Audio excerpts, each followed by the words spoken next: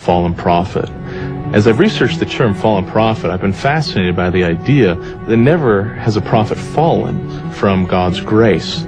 Looking at the New Testament, the Old Testament, even Book of Mormon prophets, there's no account of a fallen prophet. Nevertheless, the call of fallen prophet resounded throughout Kirtland and even in Missouri, where Joseph Smith now was. The exodus of the saints from Kirtland in 1838 was a very gradual movement. People left in small groups. And in the spring of 1838, many people in Kirtland who were anxious to follow Joseph and other leaders to Missouri has hesitated in organizing. They needed help.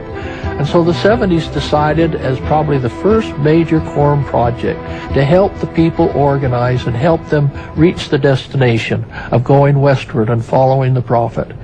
So subsequently, in that spring of 1838, the 70s, under the direction of Hiram Smith, created a constitution of the Kirtland camp.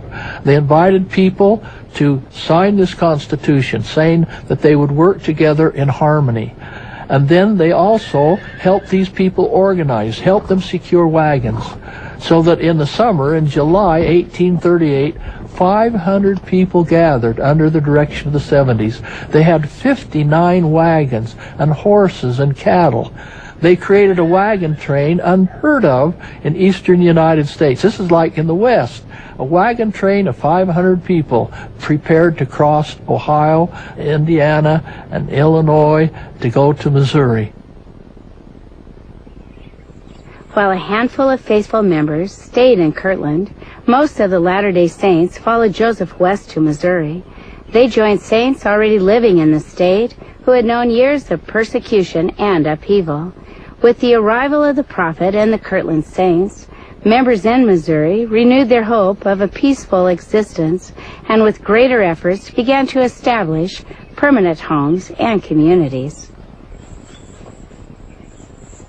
In the fall of 1833, with the expulsion of the Saints from Independence, Missouri, they crossed the river, the Missouri River, and went just a bit north into what's called Ray County, a very large county, expansive county at the time, and settled there temporarily amongst the local people. Now, as strange as it might seem, they allowed that and almost harbored them and welcomed them in a sense that, yes, we understand you've unjustly been treated over in Independence, and while you seek redress in the legal way through the law and through the court systems to see if you can be reinstated, and the paramilitary Zion's Camp came in 1834 to see if they could help reinstate the Saints. But sooner or later, it looked as if nothing was going to solve, quote, what was known as the Mormon problem amongst the non-LDS. These individuals, you could actually call them maybe Jack Mormons in the sense they were sympathetic towards the Mormons and their plight. One man in particular, who was a representative of Clay County for the state legislature, was Alexander Doniphan.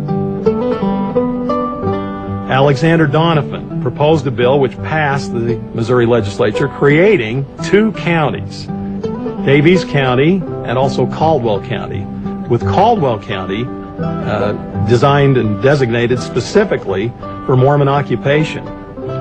So with the creation of Caldwell County, the latter part of 1836, Latter-day Saints living in Clay County and other surrounding counties began pouring in to Caldwell County, this now the Mormon county in Missouri.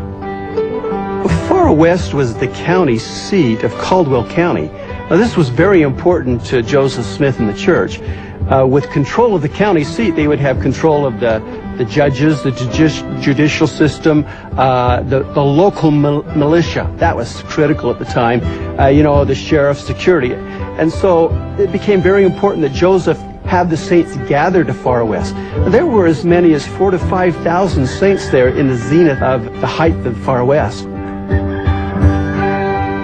Homes, shops, businesses, hotels, all of these things began to be established. In fact, by 1839, when the Mormons leave, Far West is the largest settlement community in northern Missouri. The fact that it was the county seat and the church had control of it, we just can't underestimate how important that was to Joseph. He began to realize this town would be unique above all other towns You see, Joseph had lived with the saints in Kirtland and Independence, where there had other people who had already lived there previously, and they mingled amongst them. But far west was going to be a town where nobody else lived, which they were going to start from scratch and build up. On March 14th of 1838, Joseph Smith arrived in Far West. He had come from the Kirtland area. He and Sidney had traveled. It took about 4 weeks for them to travel from the Kirtland down to the Missouri, and they left under duress, escaping some persecution there. When they had arrived into the Far West area, the saints were jubilant. They heard Joseph was coming, and they had lined the roads, and they were so pleased that Joseph was now going to live amongst them in Far West, Missouri. 4 significant revelations were received by the prophet Joseph Smith in Far West. One of them was what is today the law of tithing. Up until 1833, the law of consecration was lived quite effectively by the saints in Jackson County. However, between 1834 and 1838, basically the church was financed by free will offerings of the Latter-day Saints. But what is remarkable is Section 119 was given for the saints to actually implement now a program, tithing, which has essentially remained until this day. Another important revelation was the announcement to build a temple in Far West. Wherever the saints gather, temples are built. With the temple in Far West, the revelation was specific that they were not to go into debt. However, they did proceed far enough along to dig out a dimension of which the temple was to be built and prepared to lay the cornerstones. Joseph Smith received a revelation calling 4 new apostles. They were John Taylor, Johnny Page, Wilford Woodruff, and Willard Richards. That revelation also commanded these 4 men and the rest of the 12 to prepare themselves to go to Great Britain on April 26th, 1839. They had 9 months to get ready to go there. Another important revelation was section 115. In this section, the church is named the Church of Jesus Christ of Latter-day Saints. Prior to this, the church had been called the Church of Christ during the Fayette organization of the church in 1830. And in Kirtland, the Church of the Latter-day Saints, it was referred to. In Far West, it's sort of the concept of line upon line, precept on precept.